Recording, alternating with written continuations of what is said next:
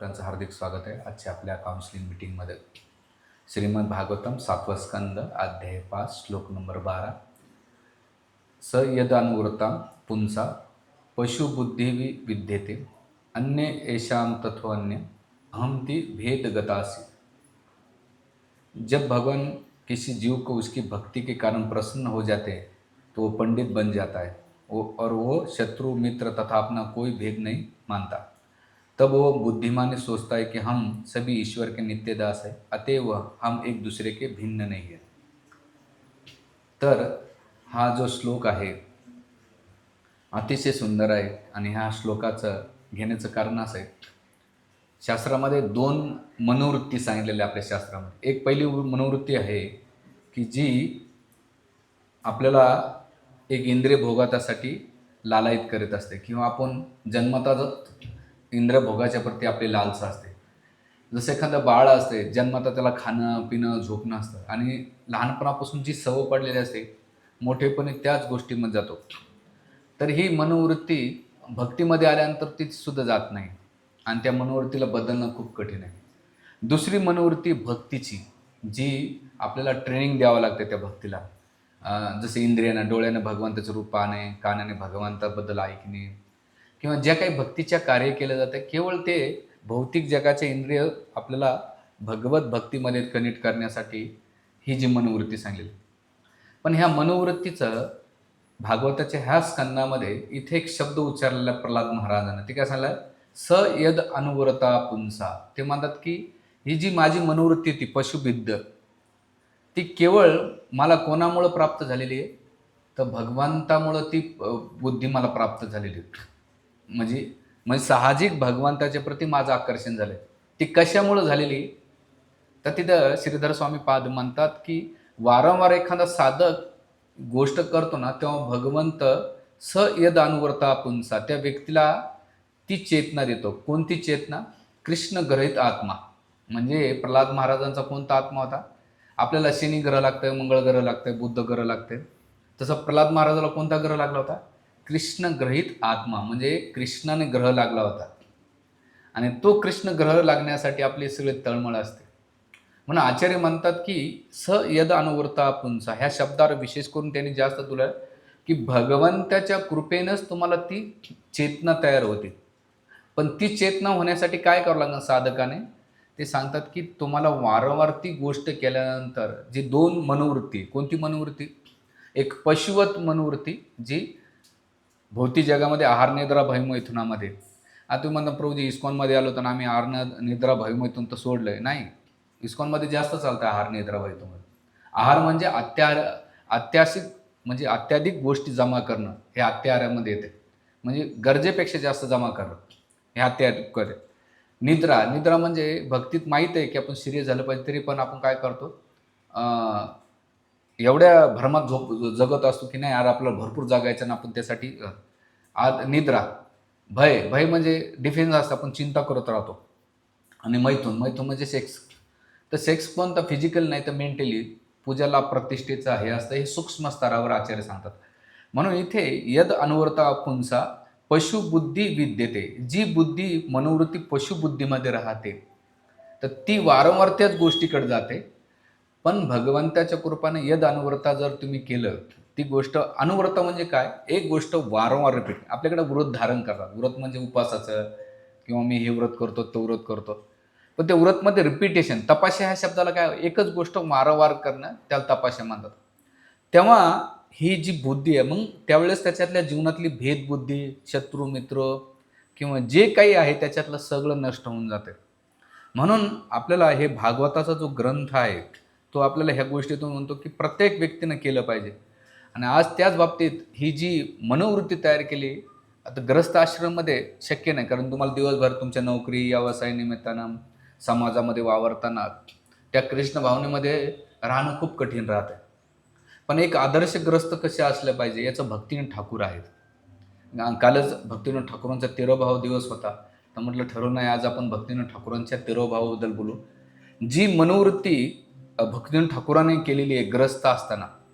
आता भक्तिनाथ ठाकूरांचं काय की त्यांना त्यांच्या भक्तीमुळं त्यांना ही पद प्राप्त झालं, भक्ती विनोद. आपण विनोद करतो ना ह्या जगातला. विनोद म्हणजे मराठी भाषेमध्ये चेष्टा म्हणतात, मस्करी म्हणतात. काय? हसण्यासाठी हे खिल्ली उडवणे किंवा चेष्टा करणं. तर भक्तीनं ठाकूराने जी भक्तीची प्रोसेस करून त्यांना ते त्यांच्या जीवनात ती हॅबिट होऊन गेलेली. म्हणून त्यांना ती विनोद पडलेली. ही पदवी त्यांना भक्तीनं त्यांचं पहिलं नाव केदार दत्त होतं. पण त्या भक्तीच्या कार्यामुळे त्यांचं नाव काय पडलं? भक्तिविनोद ठाकूर. आणि दुसरी गोष्ट जर पाहायला गेलं तर त्याला दुसरं एक पद दिलं, सच्चिदानंद, म्हणजे भगवंताच्या भक्तीनं. आणि सगळ्यात म्हणजे भक्तिविनोद ठाकूर होते कोण? तर कमल मंजिरी, म्हणजे अष्टसखीच्या खाली ज्या मंजिरी असतात, ज्या छोट्या असतात वयाने, पण भगवंताच्या भक्तीमध्ये ती भगवंताच्या लीलेमध्ये खूप मदत करतात. तर ही अशा कमल मंजिरी असलेल्या. पण आता केदार दत्त किंवा भक्तिविनोद ठाकूरांचं जीवन जर पाहिलं तर ते खूप श्रीमंत घरातले होते. पण त्यांच्या जीवनात ते ब्रिटिश काळ होता आणि महामारी आली, त्याच्यामध्ये त्यांचे आईवडील गेलं, धन गेलं, सगळं गेलं. नंतर त्यांचा विवाह झाला. विवाहापासून झाल्यानंतर 10 मुलं होते त्यांना. किती? 10 मुलं होते. बरं, त्या 10 मुलं असताना त्यांना नोकरी व्यवसाय नव्हतं. खूप संघर्ष होता. म्हणजे असं टीकाकार आपलं ग्रंथकार लिहितात की 2-2 दिवस भक्तिविनोद ठाकूर उपाशी राहायचे. पण त्या करीत असताना त्या सिच्युएशनमध्ये सुद्धा त्यांची मनोवृत्ती बदलली नाही. आजच मला एक व्यक्तीचा फोन आला होता. म्हणजे प्रभूजी, माझ्या जीवनात एवढे संकट समास येतात, काय समजायचं ह्या गोष्टीला? तर म्हटलं, प्रभूजी आता याला एक अध्यात्म वेगळं आहे आणि आपल्या जीवनातल्या काही ज्या चुका आहेत त्या वेगळ्या असतात. ह्या 2 लेवलला वेगळं असतं. तर हे जर पाहायला गेलं तर संकट समस्येनं त्यांचं जीवन भरलेलं होतं. अक्षरशः खूप असं त्यांचं त्रस्त होतं. पण त्यावेळेस त्याने भौतिक गोष्टीत जास्त विचलित न होता जे चैतन्य महाप्रभूंचं मिशन होतं. म्हणून कोणतेही संत किंवा भक्त असतात ना, त्यांचं जीवन आनंदी किंवा आरामदायी ठरलं नाही. तुम्ही बघताना तुकाराम महाराज घ्या किंवा महाराष्ट्रातले संत घ्या, कोणतेही संत घ्या, त्यांचं जीवन खडतरमधूनच आलेलं. आणि ते खडतरमधून सुद्धा भगवंताची भक्ती नाही सोडली. का बरं? आता प्रभुपादांचं जीवन जर पाहिलं गेलं, त्यांच्या पत्नीने त्यांना कॉपरेट नाही केलं. व्यवसायामध्ये असफलता निर्माण झाली. म्हणजे सगळ्या गोष्टीमध्ये त्यांना सहकार्य नव्हतं. पण अशा अवस्थेमध्ये सुद्धा त्यांनी भगवत भक्ती नाही सोडली. तर ती करीत. ते का बरं केली? त्यांची जी मनोवृत्ती होती, आपण जो शब्द वाचला, काय शब्द वापरला इथं, की यद अनुवृत्ता. अनुवृत्ता म्हणजे त्याने भक्तीच्या कार्यामध्ये एवढे होते की भौतिक जगाचा प्रभाव त्यांना प्रभावित करू शकला नाही. आपल्याला प्रभावित का करत आहे भौतिक जगाचा प्रभाव? की आपण यद अनुवृत्ता, जी भगवंताची कृपा आहे किंवा जी आपली प्रॅक्टिस आहे, त्याच्यामध्ये आपलं कुठंतरी कॉम्प्रोमाइज होतं आहे.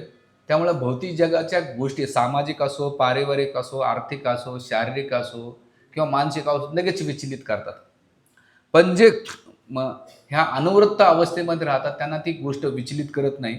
म्हणून इथे भक्तिविनोद ठाकूरांच्या जीवनात जर पाहिलं गेलं तर त्यांनी अशा अवस्थेमध्ये एकच गोष्टी पाहिली. त्यांच्या मनामध्ये काय होतं? चैतन्य मनोभीष्टम स्थापितम येन भूतली.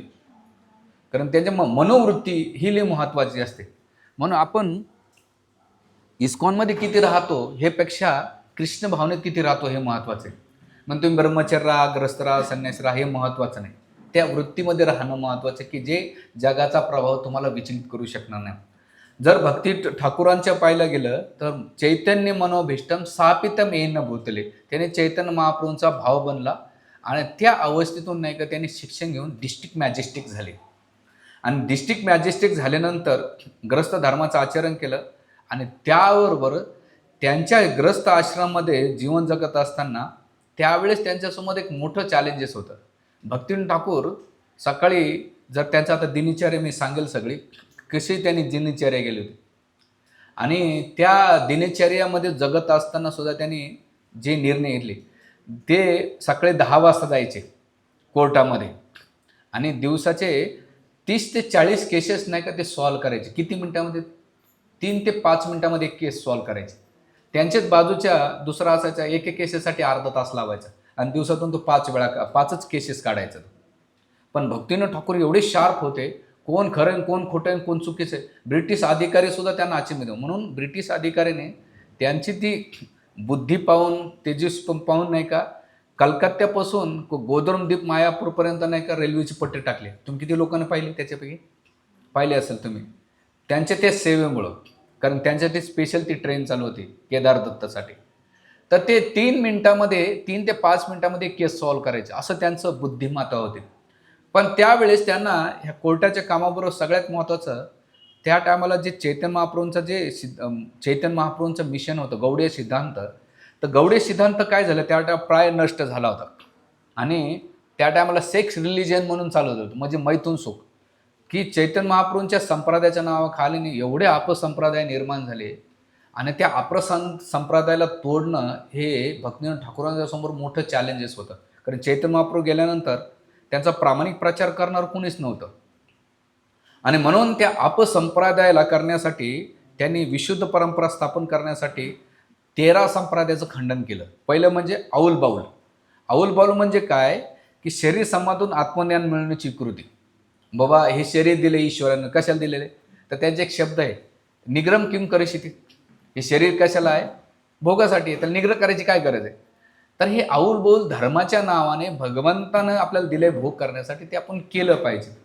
ते ही विकृत धारणा भक्तिविनोद ठाकूरांनी औल बाऊल जे दिलेलं आहे, विशेष करून औल जे होते शरीर संबंधातून ज्ञान द्यायचे लोकांना. आणि दुसरे बाऊल म्हणजे साधनाच्या नावाखाली अनियंत्रित आचरण किंवा दार्शनिक. जसं ते म्हणतात की गंगा ही पवित्र आहे, पण गंगेतले जे फळ आहेत ना त्याच्या पवित्र आहे, मग त्याला म्हणतात गंगेरे फलं. गंगेरे फल कोणतं, माश्या. म्हणजे गळ्यात कंठीमाळा, ठीक आहे, गळ्यात कंठीमाळा, हातात बीडबॅग, आणि दुसऱ्या साईडला माश्या. हरे कृष्णा कृष्णा कृष्णा हरे हरे राम राम राम हरे हरे कृष्णा हरे. हां, आवाज येतो का माझा? तर हे जे बाऊल होते ते काय करायचे, दार्शनिक म्हणायचे, माझं जे नॉनव्हेज खातं ते माझं शरीर खात आहे, दुसरं कोणी खात नाही ना. मग बाऊल होतं. त्याच्यानंतर तिसरा जे अपसंप्रदाय होता त्याला म्हणतात कर्ता भाज्या. कर्ता भाज्या म्हणजे काय, ते गुरुला परमेश्वर मानायचे आणि त्याची उपासना करायची. म्हणजे सांगायचा मुद्दा असा की गुरुच काही परमेश्वर आहे आणि आपण गुरुची भक्ती केली म्हणजे भगवंत त्यांच्याच रूपामध्ये आहे, अशा भावनेमध्ये हे कर्ता भाजा संप्रदायाला त्यांनी खंडन केलं. त्याच्यानंतर सहजिया, चौथा जो संप्रदाय, याच्याबद्दल खूप डिटेल्स आहे, आपल्याला आज एवढा वेळ नाही की आपण त्याच्याबद्दल जास्त डिटेल्स बोलू. सहजिया म्हणजे काय करायचे, राधाकृष्णाच्या लीलाचं अनुकरण करायचे. म्हणजे काही पुरुष कृष्ण व्हायचे आणि ज्या स्त्रिया असायच्या त्या कोण व्हायच्या, गोपी व्हायच्या, राधाराणी व्हायच्या. आणि मग रासलीलाच्या नावाखाली इंद्रिय भोग करायचे किंवा इंद्रियतृप्ती करायची. आणि मग ह्या लीलाच्या जे लौकिक संबंध आणि त्याच्यामध्ये सांगायचे हे जे करतात ना ती साधना आहे बरं. म्हणजे रासलीलेच्या नावानं साधना, मग याला सहज. आज बी ते वृंदावनमध्ये जातात, काही पुरुष नाही काही पोलीस अधिकारी होता, तो गोपी वेशामध्ये वृंदावनमध्ये आज बी फिरतो. म्हणजे राधाराणी हे कृष्ण, म्हणजे असं काहीतरी ढोंग करायचं. तर आचार्य म्हणतात असं नाही. हे चौथं सहज. पाचवं स्मार्त. स्मार्त म्हणजे कर्मकांड किंवा जाती व्यवस्था. जे जात गोसाई किंवा ब्राह्मण असायचे ना, ते विशेष करून ते भक्तीला गौण मानायचे. म्हणजे ते म्हणायचे की तुम्हाला ईश्वर प्राप्त करायचं असेल तर तुम्हाला भक्ती करण्याची गरज नाही, हरिनाम आहे ना चुकीचं आहे, तो तुम्ही कर्मकांड करा. आणि मग कर्मकांडामध्ये एवढे ते फसले जायचे की लोकांना नाही का चुकीच्या मार्गाला नाही का पाठवायचे. म्हणून ह्या स्मार्थसाठी त्यांनी हे केलं. सावय जत गोष्टी म्हणजे वंश परंपरामध्येच साधू संत होतात किंवा माझे आजोबा मठाधीश होते, त्याच्यानंतर मी मठावर बसलो, माझ्यानंतर माझे मुलं मठाधीश बसणार आहेत आणि माझ्या मुलानंतर नातू मठात बसणार आहेत. म्हणजे दुसरं कोणी बसणार नाही. त्याच्यातली जी धनसंपत्ती, विग्रहांसाठी येणारी धनसंपत्ती, जे काही संपत्ती येते त्याचा मालक आणि ती इंद्रिय भोगासाठी. आज बी काही संस्था मंदिर स्थापन कशासाठी करतात की मंदिरामध्ये डोनेशन भेटणं आणि आमचा संसार त्याच्यात चाललं. तर ही जत गोष्टी जे होतं त्याचं पण त्यांनी भक्तिविनोद ठाकूराने केलं. सातवं सखी बेकी म्हणजे पुरुषाने सखीच्या वेशामध्ये जायचं, राहून राधाकृष्णाच्या लीलाचं अनुकरण करायचं. म्हणजे पुरुष काय करणार, राधाराणीच्या पोशाखामध्ये राहायचं, नृत्य करायचे, लीला करायच्या, असा त्यांचा भाव असायचा. आणि मग आठवं नाडिया नागरी म्हणजे काय, श्री चैतन्य महाप्रभूंना स्त्रीच्या रूपामध्ये भजन करायचं. स्त्री म्हणजे चैतन्य महाप्रभू पुरुष नाही तर कोण येतं, एक स्त्री आहेत, अशा भावनेमध्ये करायचं. आणि नवं गौरांग नागरी म्हणजे काय, गौरांगाला नायक न मानता नायकाच्या रूपामध्ये आज बी तुम्ही कृष्ण बलरामाच्या मांग जातान ते म्हणतात हरे कृष्ण हरे राम गौर निता राधे श्याम. तुम्ही भजन ऐकलं असेल. हां, म्हणजे ते महामंत्र म्हणत नाही. तर हे आपसंप्रदायाचं आहे. त्याच्यानंतर पुढचं आहे बहादुरी. बहादुरी म्हणजे कर्मकांडापेक्षा भाविक नाट्यावर जोर देणं. म्हणजे नाटक, म्हणजे तुम्ही गळ्यात कंठीमाळा घातली, कपडे घातले किंवा टिलक लावला तर तुम्ही मोठे भगत झाले बा, तुम्हाला बाकीचं काही गरज नाही. आणि शेवटी अवलिया. अवलिया म्हणजे सुफी किंवा वैष्णव विचारांचा गोंधळ घालायचं. म्हणजे याचं तत्त्वज्ञान त्याचं आणि तुमच्या मनाला वाटते ते भजन गायचे असं त्यांचं होतं. आणि धारिया. धारिया म्हणजे वैराग्याची चुकीची व्याख्या, संसार त्याग करायचा पण त्याच्या नावाखाली भरकट करायचं. जसं चैतन्य महाप्रभूंच्या लिहिल्याखाली आपको आनंद चाहिए का, आनंद चाहिए का, तुम्ही ऐकलं असाल तो पास्ट टाईम. तर म्हणजे एक जण आला संन्यासी होता व आनंद, तर म्हणा हो आनंद चाहिए, म्हणजे आ जाओ. तर मग त्या आनंदाच्या नावाखाली काय केलं त्यानं, मदिरा आणि स्त्रिया अर्पण केल्या. म्हणजे आनंद, म्हणजे यही आनंद आहे इस जगत में. म्हणजे त्याने संन्यास घेतला तो, पण संन्याच्या वैराग्याच्या नावाखाली काय केलं, मदिरा आणि मदिराक्षी हे त्यांचा आनंद होता. आणि मग म्हणतात हे देवाचा प्रसाद आहे असा. आणि शेवटचा आहे चुडाधारी. चुडाधारी म्हणजे वेशपोषा घालून नाटकबाजी करायची. अशा 13 संप्रदायाचं खंडन जे भक्तिविनोद ठाकूरांनी काय केलं, खंडन केलं. आणि हे केल्यानंतर ते म्हणतात की जे सिद्धांत आहेत चैतन्य महाप्रभूंचे, त्या सिद्धांताला षडगोस्वामीनंतर लुप्त झाले होते. मग भगवान चैतन्य महाप्रभूनंतर 3 आचार्य येऊन गेले. एक तर म्हणजे नरोत्तमदास ठाकूर, श्यामानंद पंडित आणि श्रीनिवास आचार्य. ह्या 3 आचार्याने काय केलं, पुन्हा त्या संप्रदायामध्ये गौडीय संप्रदायाला काय केलं, पुन्हा जीवित केलं. पण हे 3 आचार्य गेल्यानंतर पुणे असा काळ आला, मध्यंतरी काळ 100 वर्षाच्या. त्याच्यानंतर विश्वनाथ ठाकूर आणि बलदेव विद्याभूषण आले. आणि पुन्हा मग त्याने त्या संप्रदायाला काय केलं, पुनर्स्थापित केलं होतं. म्हणजे काय होतं 50-60 वर्षामध्ये. आता बघा इस्कॉनमध्ये तुम्ही घ्या, प्रभुपादापासून इस्कॉनमध्ये किती ब्रँचेस पडल्या, कमी कमी 5 ते 6 ब्रँचेस पडल्या. ऋत्विक फिलॉसॉफी, लीग ऑफ डिवोटी किंवा गिव गीता किंवा आणखीन नाही का हरे कृष्णा म्हणून नाही का वेगळं संस्था चालू केले लोकांना. म्हणजे लोक जेवढे कलियुग वाढेल तेवढे त्या ब्रँचेस पडणार आहेत. तर त्यावेळेस जे प्रामाणिक आचार्य असतात त्या सिद्धांताला धरून काय करतात, पुन्हा स्टॅब्लिश करतात. आणि म्हणून प्रभुपादाने गीता कोणाला डेडिकेट केली माहिती आहे, कोणाला केले डेडिकेट, बलदेव विद्याभूषणला केलं. हां, कारण की त्यांना माहीत होतं की बलदेव विद्याभूषणचं दिलं तर मी ऑथेंटिक राहील आणि मी ते तात्पर्य सोडून काही बोलणार नाही म्हणून. आणि यवन भागवतमसुद्धा त्याच्या टीक्यामध्ये प्रभुपाद नाही का 3 लोकांचे जास्त नाव लिहितात, विश्वनाथ ठाकूर, श्रीधर स्वामी, बलदेव विद्याभूषण. ते रेफरन्स करतात कुठे कुठे. तर अशा प्रकारे हे दोघं गेल्यानंतर पुन्हा काही काळ आल्यानंतर भक्तिविनोद ठाकूर आले. आणि भक्तिविनोद ठाकूरानंतर त्यांनी जो प्रचार करायचा ते केला. पण भक्तिविनोद ठाकूरानंतर सरस्वती ठाकूर, भक्तिसिद्धांत ठाकूर आले आणि प्रभुपाद, ह्या तिघाने येऊन पुन्हा ह्या गौडीय संप्रदायाला काय केलं, पुन्हा स्टॅब्लिश केलं. पण याच्यामध्ये पण काय झालं माहिती आहे का, बऱ्याच ब्रँचेस झाल्या गौडीया मठामध्ये. आता तुम्ही गौडीया मठामध्ये काही जाताना काही संस्थेच्या तुम्ही 4 माळा जरी केल्या तरी तुम्हाला दीक्षा दिल्या जाते. आणि मी जरी गेलो तिथं संन्यास पाहिजे असेल तरी संन्यास दिला जाते. म्हणजे तू काय करतो काही घेणं देणं नाही. तर असं डिग्रेशन नाही का ऱ्हास होत जातो.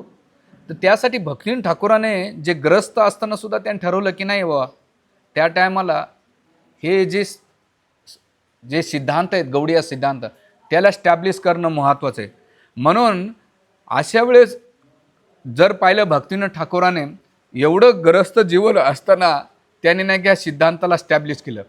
आता भक्तिविनोद ठाकूरांचं जर पाहिलं गेलं तर त्यांची दिनचर्या पाहू आपण.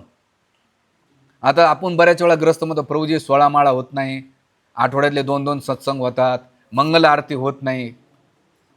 तर एक आपल्या आदर्श ग्रस्तासाठी भक्तिविनोद ठाकूरांचं जर चरित्र पाहिलं, मागे आवाज येतो ना माताजी प्रभू सगळ्याला, अभंग प्रभू हां येतो.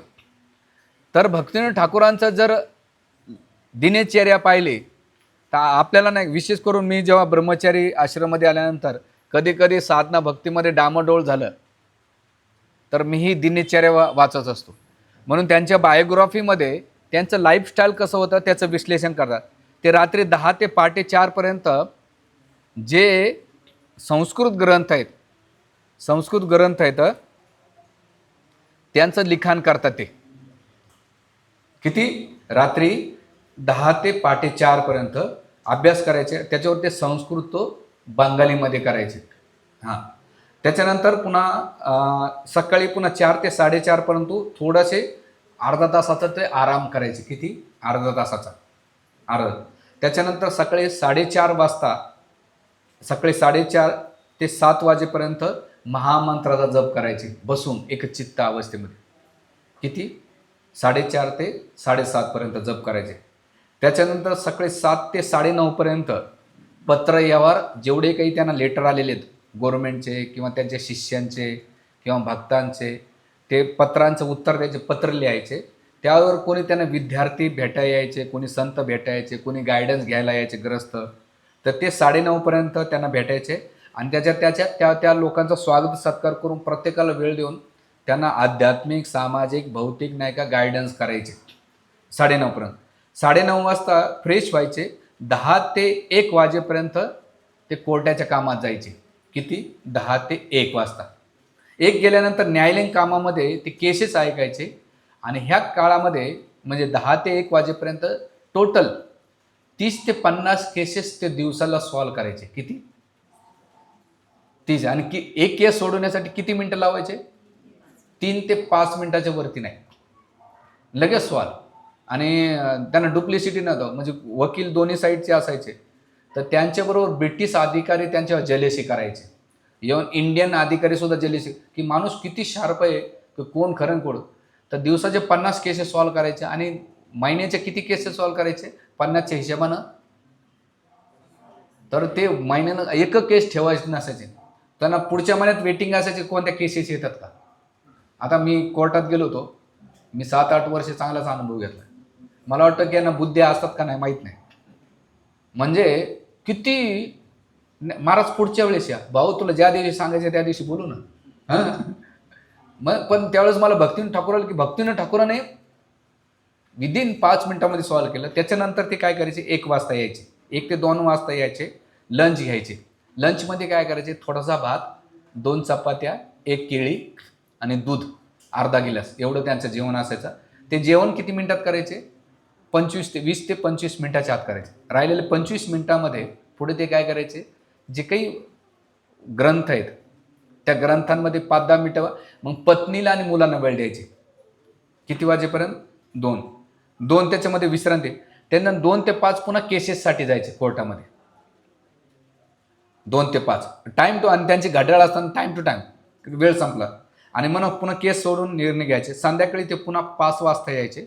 आल्यानंतर 5 ते 7:30पर्यंत घरी आल्यानंतर ते स्नान करायचे, हलके थोडा आहार घ्यायचा. आहारामध्ये भात, भाजी, दूध आणि केळी एवढा त्यांचा हलका डाएट असायचा. संध्याकाळी 7:30 वाजता, 7:30 ते 8पर्यंत अर्धा तास ते रेस्ट करायचे. किती? अर्धा तास. कसं करायचे? शांत चित्तेनं झोपायचे. 8 वाजता उठायचे आणि उठल्यानंतर रात्री 10 वाजता पुन्हा. आता 8 ते 10 मध्ये काय करायचे? त्यांचे 10 मुलं होते. किती? 10 मुलं, पत्नी होते. त्या 2 तासामध्ये पूर्ण परिवाराला ते वेळ द्यायचे. मुलांचं काय चालू आहे, पत्नीचं काय चालू आहे. ते म्हणतात मी घरी आल्यानंतर माझं घर गोकुळ वृंदावनासारखं मला वाटतंय. किती लोकांना वाटतंय की मी घरी आल्यानंतर मला गोकुळ वृंदावन वाटतंय. तर भक्तिनाथ ठाकूर म्हणायचे तो जो प्रेम आहे त्याच्यामध्ये मी गेस्टला भेटत नसायचा, आध्यात्मिक कार्य बाजूला सगळं करून 8 ते 10च्या टायमात मी काय करायचो? परिवाराला जायचो. रात्री 10 वाजता पुन्हा मी लिखाण करायचो. जे गौडीय तत्वज्ञान आहे त्याला संस्कृत व बंगालीमध्ये करायचे. आणि हे करीत असताना पुन्हा पहाटे 4पर्यंत त्यांनी ग्रंथ लिखाण केले. असं करीत असताना वयाच्या 12 ते 13 वर्षी त्यांनी 2 ग्रंथ लिहिले. 12 वर्ष असताना जेव्हा मी कृष्ण धम्पूशी बोलत होतो मागे, ते म्हणले बघ प्राण, एक पुस्तक लेखन करण्यासाठी 2 वर्ष लागतात. म्हणलं कसं काय प्रभू? ते म्हणले की भरपूर पुस्तकं वाचावं लागतात आणि प्रत्येक पुस्तकातून रेफरन्स काढायचे असतात आणि ते रेफरन्स काढल्यानंतर कोण्या मुद्द्यामध्ये कोणता मुद्दा टाकायचा त्यासाठी विचार करावा लागतो. म्हणजे मला एक पुस्तक तयार करण्यासाठी 2-2.5 वर्ष लागतात. मी 2 पुस्तक लिहिण्यासाठी मला 4.5 ते 5 वर्ष लागतात. तर त्यावेळेस ते म्हणले प्रभुपादांनी कशी पुस्तक लिहिली असतील. आणि भक्तिविनोद ठाकूर रात्री 10 ते पहाटे 4 पर्यंत, आणि हा पिरियड एकदम डेंजरस असतो बरं. एखाद्याला म्हटलं 2 माळा कर, त्याला अशी जोड जाते, कधी संपन. आणि 10 वाजता तुम्ही बसा, आता प्रवचन चालू तरी झोपतो आपण, एक उदाहरण जर गेलं तर. पण भक्तिविनोद ठाकूर फ्रेश होऊन ते, बरं असं लिखाण नव्हतं, संस्कृत बघायचं, त्याचं भाषांतर, आणि ते आपल्या बंगाली लँग्वेजमध्ये आपल्यासारख्या सर्वसाधारण समजेल असं लिखाण करायचे. म्हणजे किती त्यांचं इंद्रिय निग्रह असेल किंवा झोपयोग. हे कधी होऊ शकते माहिती आहे का?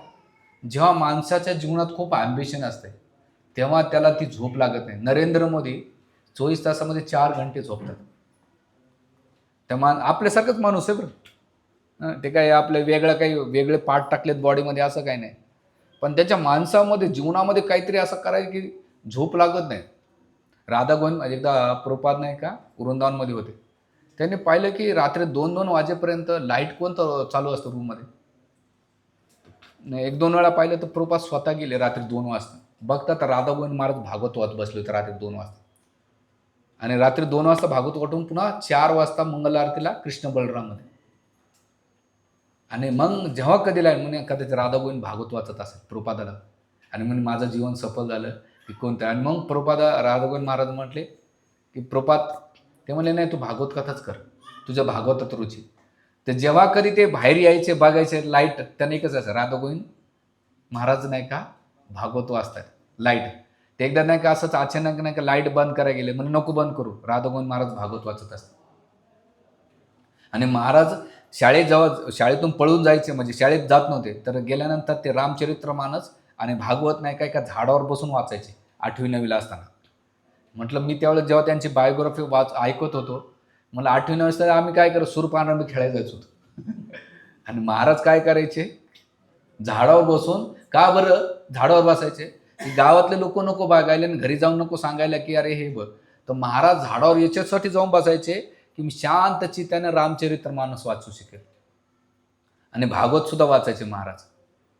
म्हणून महाराजांच्या याच्यात तर महत्वाचं आहे की तुम्हाला जी गोष्ट आवडते ना, त्या गोष्टीसाठी तुम्हाला ताण भूक झोप लागू शकत नाही. आपण काय आता सध्या हाणून मारून मुटकून भक्त होण्याचे प्रयत्न आहेत आपले. तुम्हीच काय, मी पण आहे, त्याच कॅटेगरीमध्ये येतो.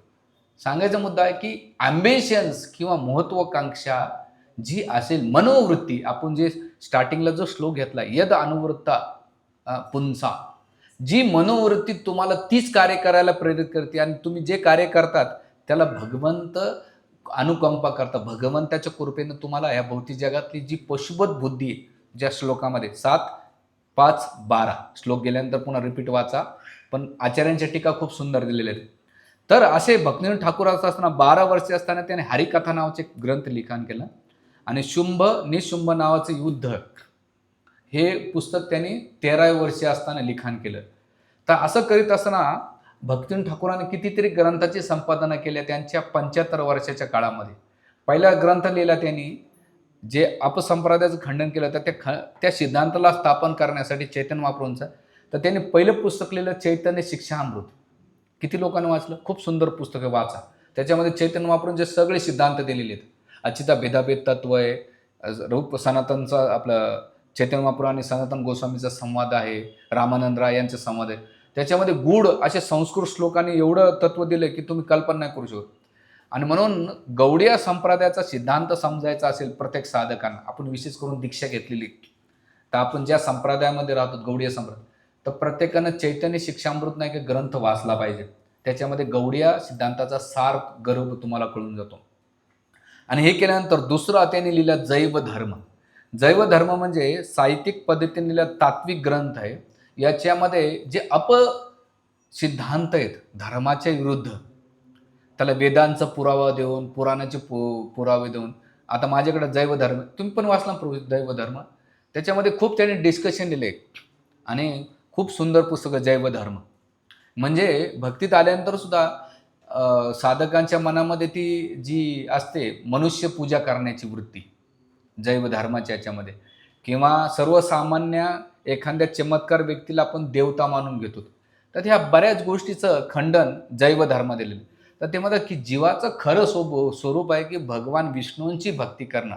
हां, स्वार्थमय विष्णू गती, की जी गती आहे भगवान विष्णूंच्या प्रती, ते केलं पाहिजे जैव धर्म दिलेले. आणि त्याने कथाच्या रूपामध्ये विविध आध्यात्मिक स्तर, विशेष करून जैव धर्मामध्ये कोणता व्यक्ती कोणत्या स्तरावर आहे आणि त्याला कोणत्या स्तरावरून कुठे गेलं पाहिजे, असं जैव धर्मामध्ये डिटेल्स वर्णन आहे. मी जेव्हा वाचलं तर म्हटलं अरे खूप आपल्याला आत्मपरीक्षण करणं गरजेचं आहे ग्रंथ. कारण की बाहेरून तर लोक म्हणतात प्रभूजी तुम्ही लय महान आहेत. भाऊ तू महान म्हणतो पण मी पाण्यात आहे ना. हं? पण हे जैव धर्म तिसरं, त्यांनी ह्या दोन गोष्टीच्या बाहेर येण्यासाठी चांगलं हरिनाम चिंतामणी नावाचं ग्रंथ लिखाण केलं. हरिनाम चिंतामध्ये काय केलं, महामंत्राचं जे रहस्य आहे आणि त्याची प्रक्रिया आणि स्पष्ट करणारा ग्रंथ आहे हरिनाम चिंतामणी ग्रंथामध्ये. म्हणून शिवराम स्वामी महाराजांनी खूप सुंदर मोठं ग्रंथ लिहिला, इंग्लिशमध्ये आहे ते. आणि भक्तिविनोद ठाकूरांचं पण एक छोटं असं पुस्तक आहे. त्याच्यामध्ये कोणत्या भजनाची कोणती क्वालिटी आहे किंवा तुम्ही जो जप करताय त्याचा कोणता स्तर आहे, त्याचा स्तर दिलेला आहे त्याने. आणि चौथा ग्रंथ लिहिला त्यांनी तत्वसूत्र. आता या तत्वसूत्रामध्ये त्यांनी काय दिलेले आहे की सुस्पष्ट तत्वज्ञान दिले. आपण आता कोण्या संप्रदायातून आलेलो तुम्हाला माहिती आहे? ब्रह्म मध्व गौडीय संप्रदाय. पण आपण जर पाहिलं गेलं मध्वाचार्यांचं जे तत्ववित आहे ते पालन करत नाहीत. आपण मध्वाचार्यांना मानतो पण मध्वाचार्यांचं तत्वज्ञान मानत नाही. कोणाचं मानतो आपण? चैतन्य महाप्रभूंचं. कोणतं तत्व मानतो? अचिंत्य भेदाभेद तत्व. त्याच्यामध्ये विशेष करून राधाराणीचं जे उच्च प्रेम आहे, मध्वाचार्यवाले ते काय म्हणतात? रुक्मिणी आणि सत्यभामा. राधाराणीला ते कुठं जास्त प्राधान्य देत नाही. पण त्या तत्वामध्ये जी क्लिअरिटी, आता उद्या तुम्हाला विचारलं कोणी बाबा तुम्ही मध्वाचार्य संप्रदायातून आलेले आहेत, ठीक आहे, तुम्ही हो म्हणताना आम्ही आलेलो आहेत, मग याच्यातला दोघांचा डिफरन्स तुम्ही ते फॉलो का करत नाही? मग याच्यातला फरक सांगा.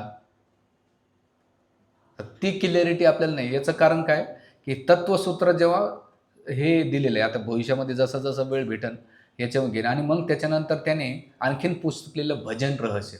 माझ्याकडे आहे भजन रहस्य, खूप सुंदर आहे. कोण्या टायमाला कोणता जप केला तर ते फळ प्राप्त होते. ब्रह्ममुहूर्तावर केलं तर फळ प्राप्त कधी होईल? ब्रह्ममुहूर्ताच्या नंतर, म्हणजे तुम्हाला सांगतो घंट्या घंट्यानी मुहूर्ताचं जपाचं इम्पॉर्टंट दिलेलं आहे.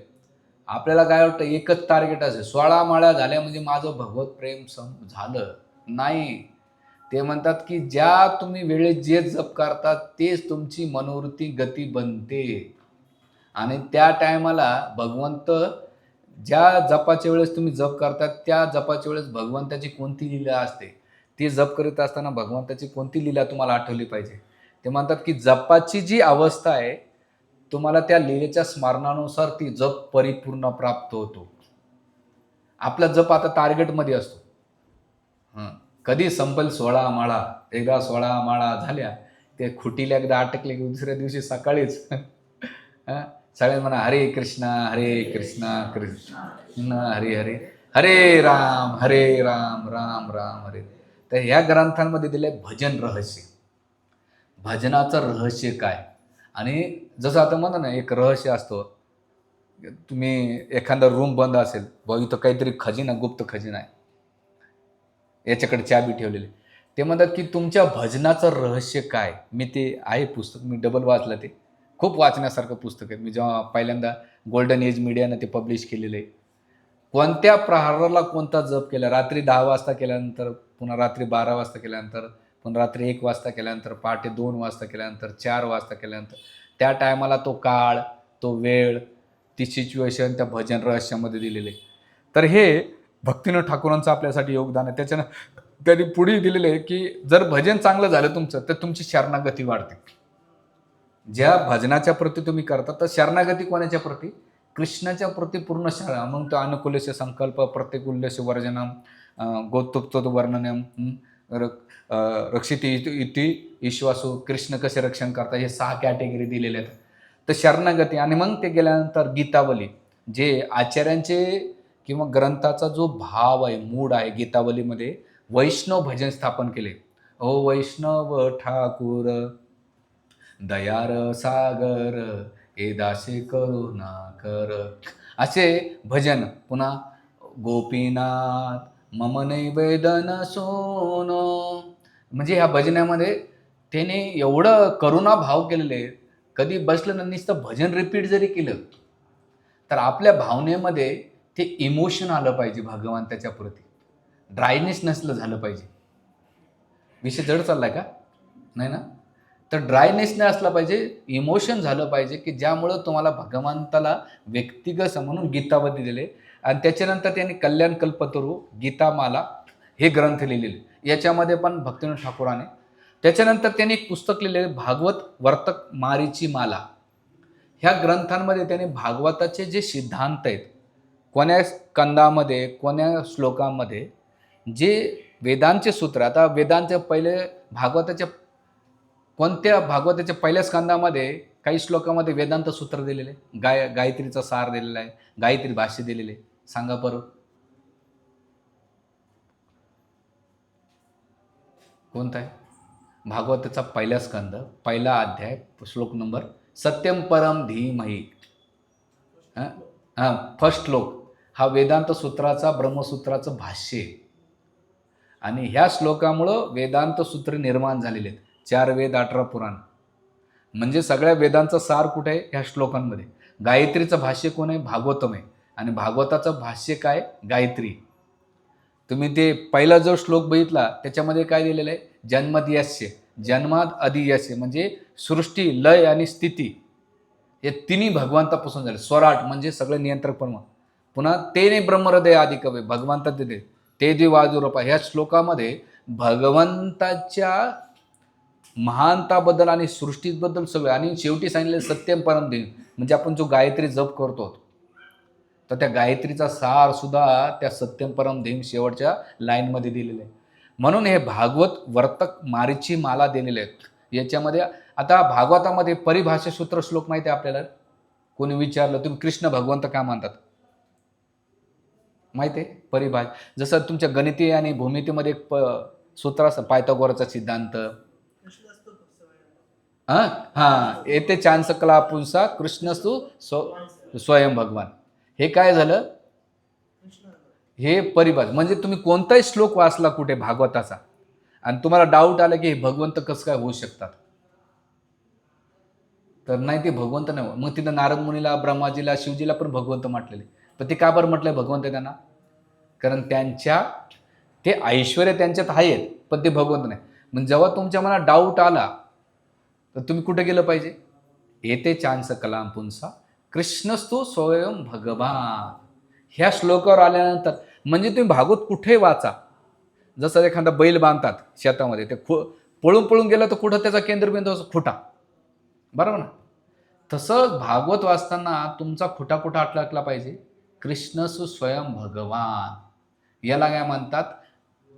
परिभाषा सूत्र. आता गीतेचा परिभाषा श्लोक कोणता आहे? परित्यज्य मामेकम शरणम व्रज अहम त्वं सर्व पापेभ्यो मोक्ष. हा श्लोक कोणासाठी म्हटलाय?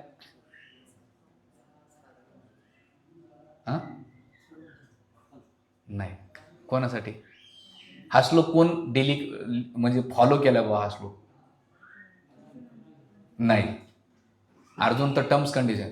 भगवंताच्या मनात होतं गोपीने सगळं केलं मला शरणागत. भगवंताला अर्जुनाची जी अपेक्षा होती ते गोपीचा भाव आहे. म्हणून आपल्याकडे 5 लोक आहे. आराधतो भगवान ब्रजशतनय तद्धाम वृंदावन. म्हणजे आपले कोण आहे पहिले आराध्य? कोण आहेत? कृष्ण आहेत. आणि आपलं धाम कोणतं आहे? वृंदावन. वधून म्हणजे तिसरं कोणाच्या पदचिन्ह चालायचं? गोपी. आणि याला प्रमाण काय? श्रीमद भागवतम प्रमाण. म्हणजे हे 4-5 गोष्टी समजल्या पाहिजे.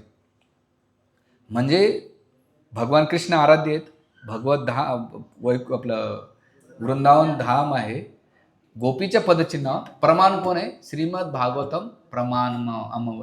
जो प्रमाण आहे ते मानलं पाहिजे.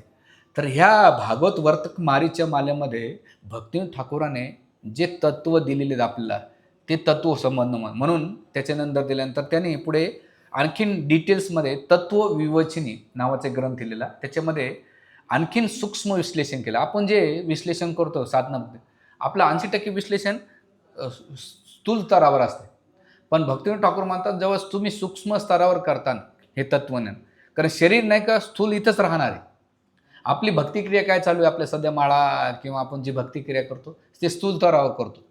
पण सूक्ष्म स्तरावर आपल्या जेवढं चित्तामध्ये अटकाय पाहिजे भगवत भक्ती तेवढी नाही आहे. स्थूल स्तरावर आपण काय करतो प्रसाद घेतोय किंवा आणखीन दंडवत करतोय किंवा जप करतोय. पण इथे जे सूक्ष्म विश्लेषण किंवा सूक्ष्म म्हटलं की मनाला ती हे झालं पाहिजे, ट्रेनिंग झाली पाहिजे. हे झालं. त्याच्यानंतर पुढे त्याने भगवत दर्शन लिहिलं, श्री भगवत दर्शन.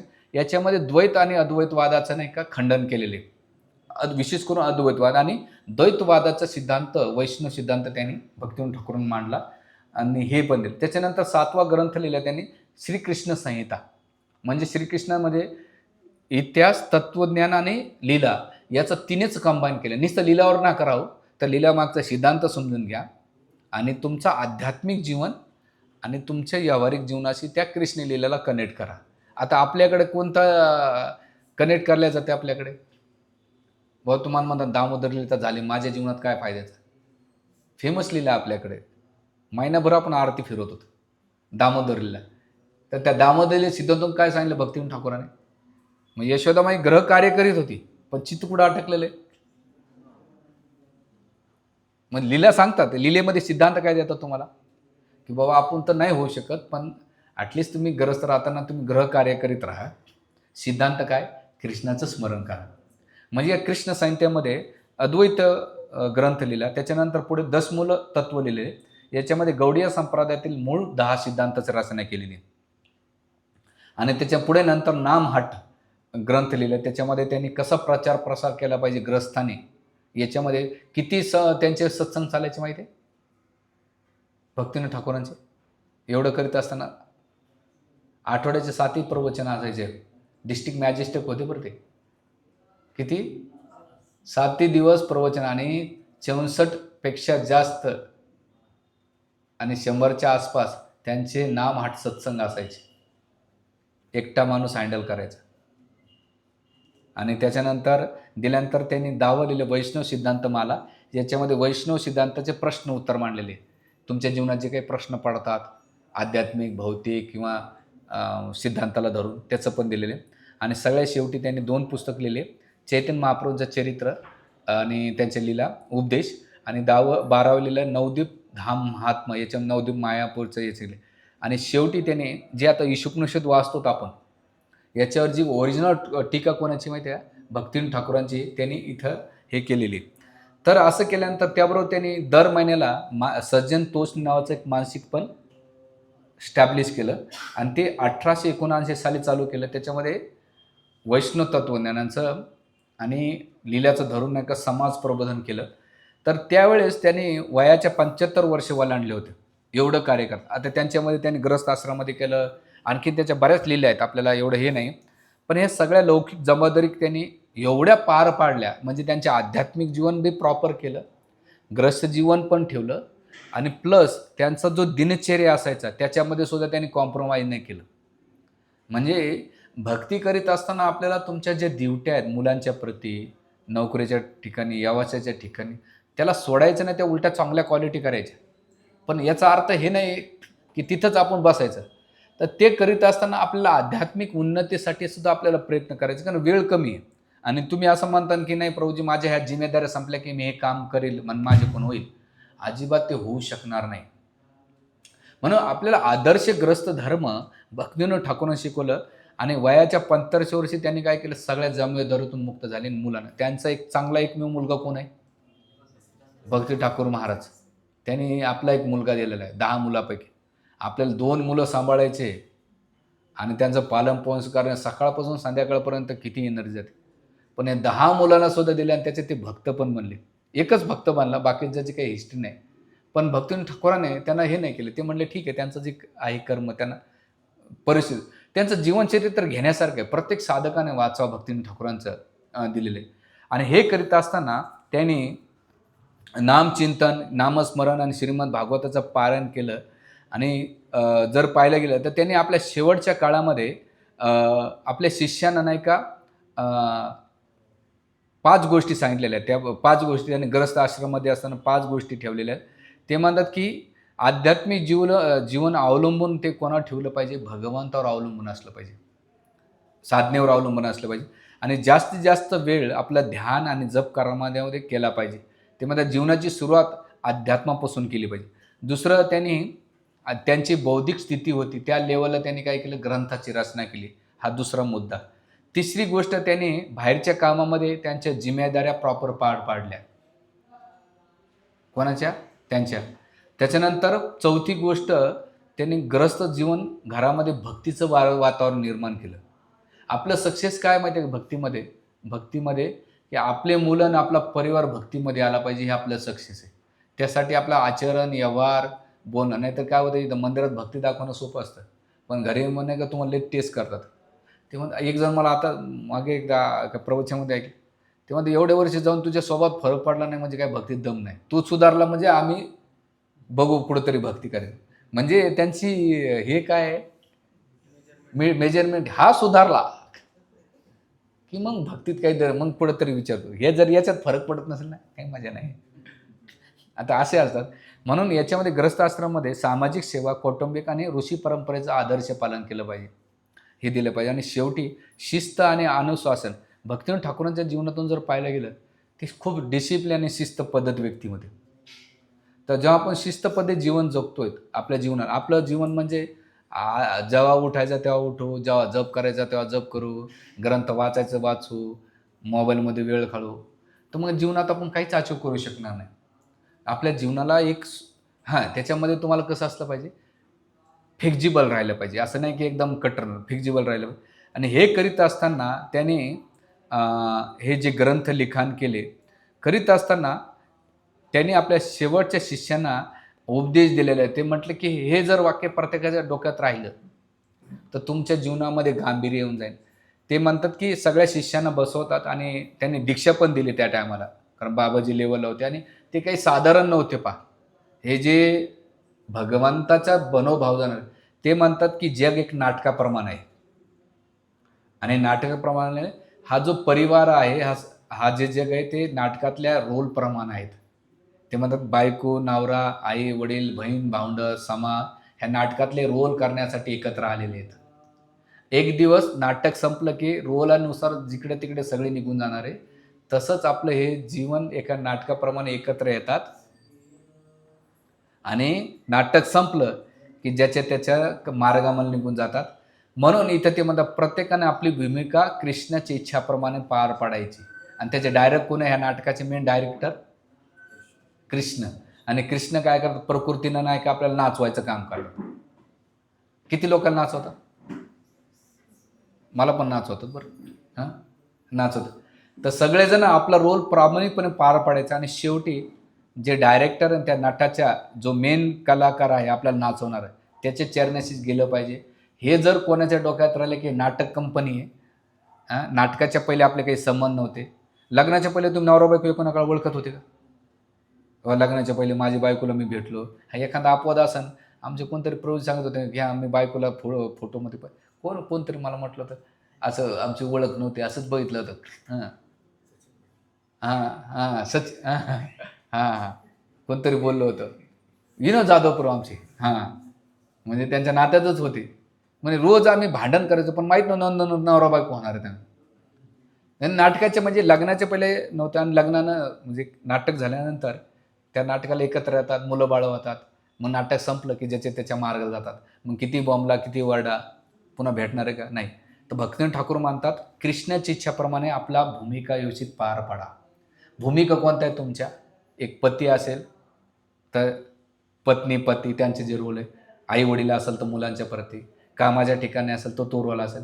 जेव्हा तुम्ही आध्यात्मिक रोलमध्ये येतात तर तुमचा जे मेन खरा डायरेक्टर आहे त्याच्याप्रती तुम्ही चरणी पुन्हा परतावी असं समजायचं. भक्तिनाथ ठाकूर म्हणतात ज्याला कळालं हे नाटक आहे आणि ह्या नाटकामध्ये जास्त काळ आपल्याला रोल निभावता येणार नाही आणि या नाटकामध्ये आपण जास्त थांबण्याचा प्रयत्न करू तर डायरेक्टर म्हणे भाऊ तुझा रोल संपला आता चल.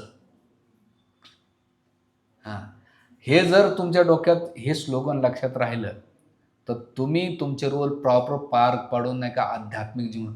आणि ते म्हणतात की भक्तिनाथ ठाकूर शेवटी म्हणतात नटाच्या चरणी जे डायरेक्टर त्याच्या चरणी जाण्यासाठी प्रयत्न केले पाहिजे. आणि नाही जर तुम्ही ह्या डायरेक्ट त्याचे गेले तर दुसरं नाटक तुमच्या जीवनामध्ये होईल. आणि ते म्हणतात की 84 कोटीचं आणखीन नाटकं चालू होतील. खाली युनिफॉर्म बदलेल. जसं मी ते रामानंद सागर मालिका पाहिलं. त्याच्यामध्ये एक ॲक्टर 3 रोल निभवतो. तो जामवनचा बी रोल निभवताना पाहिलं त्याला. त्या डायरेक्टरला आलिफ लैलामध्ये पण पाहिलं. रामानंद सागरचीच होती ती. आणखीन एक होतं ते हे गंगा मैया. म्हणजे एकच व्यक्ती होता पण 3 रोल केले. पण येऊन कृष्ण मालिकेमध्ये जे यशोदा बाबा होते, त्याने ते कृष्ण मालिकेमध्ये 3 रोल केले. आता लोकांना काही कळत नाही, ते कृष्ण मालिका बघतात. पण आत्ता ते मध्यंतरी मालिकांना आणि याच्यामध्ये कृष्ण मालिकेमध्ये एकच मनुष्य जामवंताचा रोल निभावणारा 3-3 रोल करतो त्या नाटकामध्ये. तर सांगायचा मुद्दा असा की आपण जे सगळे नाटक कंपनीमध्ये आलेलो आहेत आणि नाटक कंपनीचा आपला रोल प्रॉपर निभवा.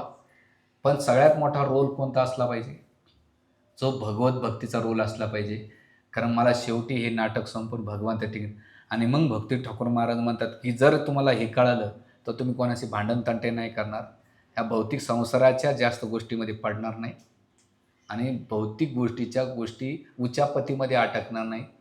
हे जर तुम्हाला कळालं आणि तुम्ही जर या नाटकालाच खरं जीवन समजत असेल तर तुम्ही इथंच प्रयत्न करणार या जगामध्ये राहण्याचा.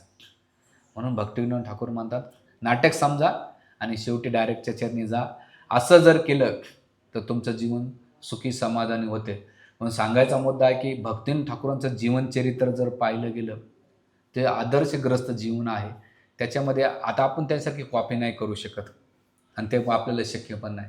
पण ॲटलिस्ट आपल्या जीवनामध्ये जो प्रॉपर वेळ आहे तर ते 24 तासामध्ये त्याने भगवत भक्तीला खूप वेळ दिलेला आहे. म्हणजे जेवढा वेळ ते कामाला द्यायचा तेवढाच वेळ ते भक्तीला पण द्यायचे. तर आपला पण जास्तीत जास्त वेळ भगवंताच्या चरणी कसा जाईल, भागवत कसं वाचता येईल.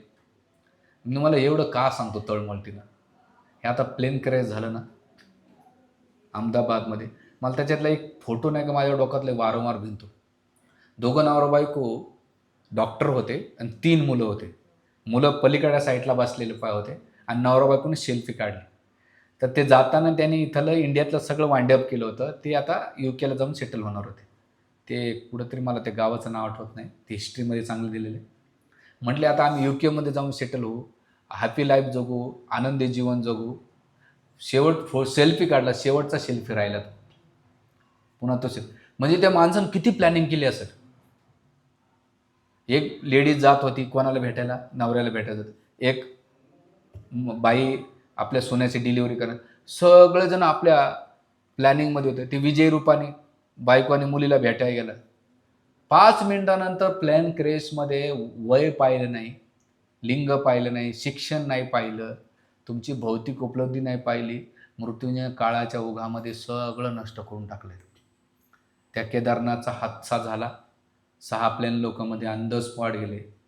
तिसरी घटना त्या पुण्याच्या सेल्फी काढत होते आणि सेल्फी काढता कल्पना नसेल की ते पूल वाहून जाईल.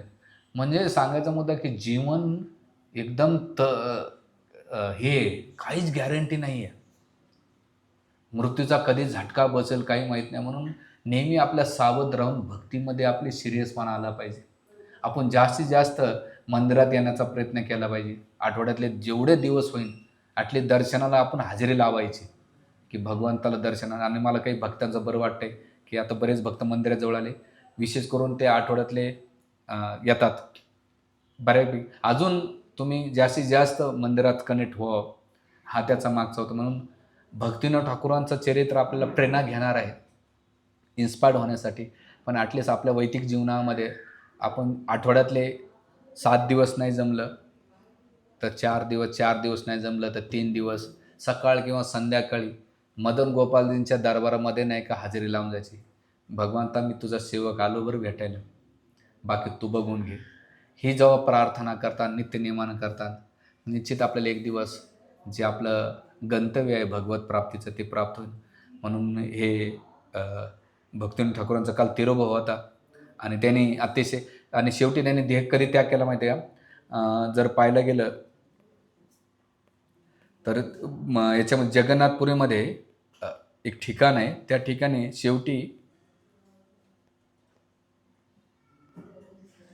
23 जून 1914 साली शक्य 1836 आषाढ शुद्ध दशमीच्या दिवशी सकाळी त्यांनी नाही का श्रीकृष्ण चैत्य म्हणून देह त्याग केला. भगवान जगन्नाथजीला पाहत भगवतच नाव घेत त्यांनी काय केलं, जप चालू केला आणि शरीर सोडलं. हे कधी करू शकले माहिती आहे का? ते जीवनभर प्रॅक्टिस केली, त्यांनी जीवनभर असं जीवन जगले, तेव्हा ते भगवान जगन्नाथजीला पाहत स्मरण करत त्यांनी देह त्याग करू शकले. तर त्याचमुळं आपली आताची जी प्रॅक्टिस आहे, आपण जी भक्ती करणं आपली, म्हणून पहिलं जी लाईन बोललो मी याच्यामध्ये प्रल्हाद महाराजांची काय सांगितलं आहे, काय लाईन दिली पहिली स्टार्टिंगची लाईन काय, सात यद अनुव्रता पुंसा, जी मनोवृत्ती आहे ती शेवटी मनोवृत्ती आपल्याला काय करेल, भगवंताला म्हणून एंड रिझल्ट आहे ना त्याच्यावर निर्भर असणार आहे आपली प्रॅक्टिस कशा. तुम्ही भौतिक संसारात प्रॅक्टिस केली तर भौतिक गोष्टीची यद अनुवृत्ती होईल, आणि नाही जर भक्ती केली तर भक्ती होईल. हेच आपण आपल्या जीवनात शिल्पकार आहे. खाली आपलं हृदय प्रवचन कशासाठी, पुशअप करण्यासाठी, रिमाइंडर देण्यासाठी, किंवा आपल्याला नाही का थोडंसं अलर्ट करण्यासाठी लेक्चर्स आहेत. याच्यातून आपण नाही का आपल्या मनोवृत्तीला घडवलं पाहिजे, ज्या मनोवृत्तीमुळे आपण भगवंताचं स्मरण करू शकू. हरे कृष्णा कृष्णा कृष्णा